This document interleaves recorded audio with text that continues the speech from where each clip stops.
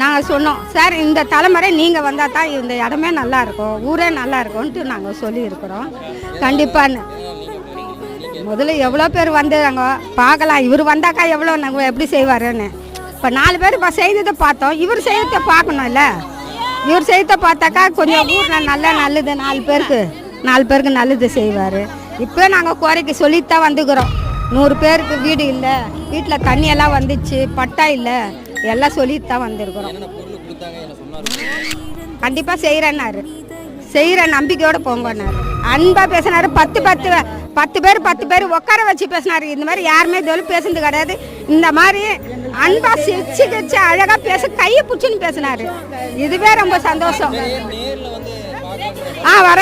வரானிக்கிறார். தீபி சத்திரம் வரானி இருக்கிறாரு. நான் சொல்லியாச்சு, எல்லாருமே வரானிக்கிறார்.